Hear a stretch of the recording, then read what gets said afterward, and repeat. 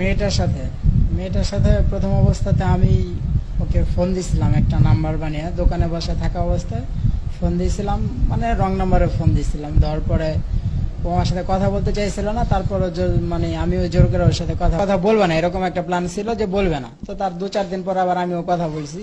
কথাবার্তা বলতে বলতে মোটামুটি মানে কথা বলানোর জন্য যেটা বলতে হয় সেটা আমি ওকে বলছি। তো এক পর্যায়ে সে রাজি হয়েছে। রাজি হওয়ার পরে তার সাথে রেগুলারলি এরকম ভাবে মোটামুটি 2-4 মাস কথা হয়। তো মানে সরি 2 মাসের মতো কথা হয়। হতে হতে একটা সময় অফার দিই যে নুসরাত, আমি তোমার সাথে দেখা করব। পরে বললো ঠিক আছে দেখা করো। তো দেখা করার সময় যখন ফার্স্ট টাইম দেখা করলাম তখন আমার সাথে মানে এরকম ভাবে মানে ঠিকানার কথা জানা, মানে বা আমার নাম কি এই সেই, তখন আমাকে বললো যে আপনার নাম কি, আপনার সাথে শুধু কথাই বললাম, আপনার পরিচয় কি বা কি আসে বেশি আপনাদের দেখলামও না। এখন ফেস টু ফেস দেখলাম যে তাহলে আপনার সবকিছু বলেন আর আমার সবকিছু শোনেন, এটা বললো আর কি। তো ঠিক আছে, আমি এরকম বললাম যে আমার নাম মোহাম্মদ সানি, এটা বলছি। আর আমি জব করি ঢাকাতে, এরকম একটা কথা বলছি আর কি। মানে ওকে আসলে অ্যাকচুয়ালি আমার কাছে আনার জন্য যেটা বলা লাগে সেটা আমি বলছি। বইলা তোর কাছে আমি গেছি, বাবা আমার কাছে আসছে, এরকম টাইপের কথাবার্তা বলছি। বলার পরে ওদিনকে ফার্স্ট টাইম দেখা করলাম, তো একটা গিফট নিয়ে গেছিলাম ওর জন্য, সেই গিফটটা আমি দিছি, ও অ্যাকসেপ্ট করছে। সেটা নিয়ে পরে বাসায় চলে গেছে। বাসায় চলে যাওয়ার পরে তো আমিও চলে আসলাম। তারপর আবার হঠাৎ করে মোটামুটি আবারও মানে মোটামুটি মাসখানিক পর আবারও দেখা করলাম, নেক্সট টাইম এটা। দেখা করার পরে ওদিনকে আমাদের গোপালপুর থানার ওখানে দেখা সাক্ষাৎ কইরা তো হাই হ্যালো বললাম, মানে আমরা যার যার মতো চলে গেলাম। তো যাওয়ার পরে তারপরে নেক্সট টাইমে যখন দেখা করলাম, মানে এই যে এই সামনের যে আমাদের কাহিনীটা, যখন নেক্সট টাইমে দেখা করলাম, তৃতীয়বার যখন দেখা করলাম, তো ওকে আমি অফার দিছিলাম এই 3 মাসের মধ্যে, 3-4 মাসের মধ্যে ভালো একটা গভীর ওর সাথে সম্পর্ক তৈরি করে ফেলছি আর কি। যেটা যেটা বলা লাগে সবকিছু বলে ভালো একটা সম্পর্ক তৈরি করে ফেলছি। ফেলার পরে তো তারপরে নেক্সট টাইমে যখন আমি ওকে অফার দিলাম, ওকে যখন অফার দিলাম যে আমি তোমার সাথে মানে রুম ডেটিং এ যাইতে চাই, এরকম একটা কথা আমি ওকে বলছি। তো মানে প্রথম অবস্থাতে বলছে ঠিক আছে, তাহলে আমার পরীক্ষা চলতেছে, তো যাই হোক এখন এখন কি যাওয়া সম্ভব? তা আমি বললাম পরীক্ষা তোমার কবে নাই তখনই আসবা।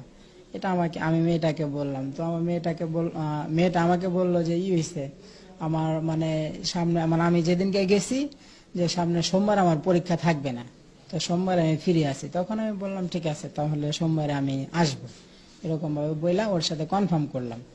মানে এটা হলো মানে আমাদের যে কাহিনী, এটা হলো ওই দিনকে সোমবারের কাহিনী। তো রবিবারে আমি আর আমার একটা বন্ধুকে নিয়ে আমরা ওই মানে যে বাসায় আমরা এই কাহিনীটা করছি, সেই বাসাটা ওই মানে বাসায় যেখানে আমরা মানে মেয়েটাকে আমি রেপ করছি, দনবাড়ি চালাস মোড়ে, ওখানে গেলাম। আমার বন্ধু, ওর নাম হচ্ছে হৃদয়, আর আমার সাথে একটা বড় ভাই ছিল, তার নাম টিটু। ওরে নিয়ে আমি আমার ওই মানে যার বাসায় যাওয়ার কথা তার বাসায় গেলাম। তো ওনাকে আমি যদিও চিনি না, তা আমার বন্ধু হৃদয়ের চাচা আর কি, তার রেফারেন্সে আমাকে ওখানে নিয়ে গেল, এই দনবাড়ি চালাসমোড় ওখানে আমার বন্ধুটা নিয়ে গেল। বন্ধুকে আমি বলছিলাম যে আমার একটা রুম দরকার, তো সেই ক্ষেত্রে বন্ধু বান্ধব হেল্প করেই, সেই ক্ষেত্রে বন্ধুটা আমাকে হেল্প করছে আর কি। তো হেল্প করার পরে ওদিনকে আমরা মানে বাসাটা কনফার্ম করার পরে তারপর আমি মেয়েটার সাথে রাত্রেবেলা কনফার্ম করছি যে আমি তোমাকে মানে এই গতকালকে আমি বাসায় নিয়ে যাব, তো তুমি কি বলো? পরে মেয়েটা বলছে ঠিক আছে আমি যাব, নো প্রবলেম। তো এটা বলার পরে রাত্রিবেলা ফোন আমরা রাইখে দিলাম। তো সকালবেলা আবারও আমি মানে যখন কনফার্ম হলাম যে আসলে যাবো, কেন যদি আবার না যাই, তো আমি বাসাতে কথাবার্তা বলে আসলাম। তো দেখি কনফার্ম হই, সেটা বললাম মেয়েটাকে আবারও ফোন দিছি। ফোন দেওয়ার পরে বললাম নুসরাত তাহলে তুমি আসবা? পরে বললো ঠিক আছে আমি আসবো। তো আমাকে কিছু কথা বললো যে আমার কিছু শপিং করা লাগবে, আমার যেতেই হবে। পরে গেলাম ঠিক আছে তুমি আসো, নো প্রবলেম। এটা বললে তারপরে আমি নিয়ে মানে আসার জন্য করছি আর কি, কথা বলছি। তো বলার পর আমার বন্ধুরা আমি ফোন দিয়েছি হৃদয় যে হৃদয় তুই তাহলে আয়, তো আমি আর তুই গোপালপুর যাই, ওর জন্য ওয়েট করি, ওকে নিয়ে তারপর আমরা ধনবাড়িতে যে বাসাতে যাওয়ার কথা ওখানে যাব। তো এদিনকে আমাদের সাথে টিটু ভাই ছিল না, আমি আর আমার বন্ধু আর কি গোপালপুরে গেছি। গোপালপুরে গিয়া তারপরে ওই মেয়েটার জন্য ওয়েট করলাম। পরে মেয়েটা আসলো, আসার পরে পরে মেয়েটাকে নিয়ে পরে আমি ধনবাড়িতে চলে গেলাম। হুন্ডা হুন্ডা আমার বন্ধুর হুন্ডাতে গেলাম আর কি, হৃদয় চালিয়ে গেল, আমি মাঝখানে বসা, মেয়েটা পেছনে বসা। তা আমরা 3 জনে মিলে ধনবাড়িতে চলে গেলাম। ধনবাড়িতে যাওয়ার পরে ওই মেয়েটাকে বাসায় পাঠালাম, যার বাসায় আমরা যাব তার একটা ছোট মেয়ে আছে। তো তার সাথে আমি বাসায় পাঠিয়ে দিলাম যে তুমি ওর সাথে একটু বাসায় গিয়ে রুমে বসো, আমি একটু স্ট্যান্ডে থেকে আসি। মানে যার বাসায় আসছি মিজান, ও আবার মানে বাসার বাইরে আছে, সেই ক্ষেত্রে ওকে নিয়ে আসতে হবে বাসায়। তো এটা বললাম আমার ওই গার্লফ্রেন্ডটাকে আমি বললাম, নুসরাত তাহলে তুমি গিয়া বসো রুমে। এটা বললাম আমি আর আমার বন্ধুর হৃদয় পরে স্থানে চলে গেলাম। স্থানে যাওয়ার পরে যার বাসা আমি যান, ওরে খোঁজ করলাম, ও অমুক দোকানে বসা ছিল, ওর দোকান থেকে আমি নিয়ে আসলাম ওকে। ওখানে আমরা বসে চা চু খাওয়া দাওয়া করে তারপরে আমরা কিছু ঠান্ডা মান্ডা নিয়ে আসলাম আমি বাসায়, আমি মিজান আর হৃদয়। তো আসার পরে হৃদয়ের আবার সাইডে একটা দোকানে বসে রেখে আমি আর মিজান বাসায় আসছি। আইসা পরে মিজান আমাকে বললো ঠিক আছে তাহলে তুমি তোমার কাজ করো, কাজ করে বের হও, তারপর আমরা সবাই মিলে কোথাও যাবো, এরকম একটা প্রোগ্রাম। তো এই কথা বলার পরে আমার মিজান ঢুকে দিল বাসায়। আমি মানে রুমের ভিতরে তখন মেয়েটার সাথে আমি তো এটা আগে বলছি যে আমি আসলে তোমার সাথে রুম ডেটিং করব বা কি আসবে সেটা বলছি। সেই ক্ষেত্রে মানে ও আমার সাথে তেমন একটা মানে প্রথম অবস্থাতে কিছু করে নাই আর কি। না করাতে আমারও মানে বেশি একটা কিছু করা লাগে না, আমি যেটার জন্য গেছি সেটা তো আমি করব এরকম। যাই হোক আমি মানে মেয়েটার সাথে যখন কথা বললাম, বলার পরে আমি বললাম যে নুসরাত তাহলে তোমাকে যেটার জন্য আনছি আসলে বাসাটা তো আরেকজনের, বাসাটা আমার নিজস্ব না, আমার বন্ধুর রেফারেন্সে বাসাটা, হৃদয়ের রেফারেন্সে বাসাটা নিচ্ছি। তো আমরা শপিং এ কিছুক্ষণ পরে যাব, আগে আমরা মানে আমাদের নিজের মানে শারীরিক সম্পর্কের কাজটা শেষ করি। এটা বলার পরে মেয়েটাকে আমি প্রথম অবস্থা রেপ করলাম। এক পর্যায়ে করার পরে তো রুমের ভিতরে কিছুক্ষণ বসাছিলাম, বসার পরে অনেক সময় রেস্ট মেস নেওয়ার পরে আমরা পানি পুনি খাওয়ার পরেও আবার সেকেন্ড টাইমে আমি মানে ওই যাকে রেপ করতে চাইছি তখন দিতে চাইছিল না, তখন বলছে যে আমি শপিং এ যাবো, তুমি শপিং এ নিয়ে যেতেছো না, তাহলে এটা তো ঠিক না। তা আমি এই সব কথাবার্তা বলাতে তো সেকেন্ড টাইমে যাই হোক জোরপূর্বকভাবে আমি রেপ করছি ওকে। রেপ করার পরে তো এক পর্যায়ে আমার জামা কাপড় টেনে টেনে খুলে ফেললো, খুইলা পরে আমার দেখছে আর কি যে আমি মানুষটা যেরকম কথা বলছি ওরকম না, আমি আসলে সানি পরিচয় দিয়েছিলাম কিন্তু সানি না। পরে বুঝতে পারছে যে আমি হিন্দু একটা ছেলে, সেটা বুঝতে পারছে। বোঝার পরে আমাকে বলল যে এটা কি করলি তুই হিন্দু ছেলে মুসলিম একটা মেয়ের সাথে এরকম করলি, এটা তো তুই ঠিক করলি না। এটা তো মানে এরকম বলতে বলতে অনেকটা হাহাকার চিল্লাচিল্লি মানে করতেছে, আমাকে অনেকটা মানে মারধর করতেছে, এরকম একটা অবস্থা, এরকম একটা সিচুয়েশনে চলে গেছে আর কি। তখন আর আমি কোনো নিরুপায় না, আমি চিন্তা করলাম আশেপাশের বহুত মানুষজন আসলে বাসা আলোরও সমস্যা প্লাস আমারও সমস্যা হতে পারে। তো সেই ক্ষেত্রে মানে সাইডে একটা গামছা ছিল, ওটা নিয়ে মানে আমি ওর গলার মধ্যে এরকম ভাবে ধরছি যে মানে চুপ থাকতে বলতেছি যে চুপ থাক, ঠিক আছে, কিন্তু গলার মধ্যে ধরতে তো শ্বাসরতে মানে জায়গার ভিতরে মারা গেল।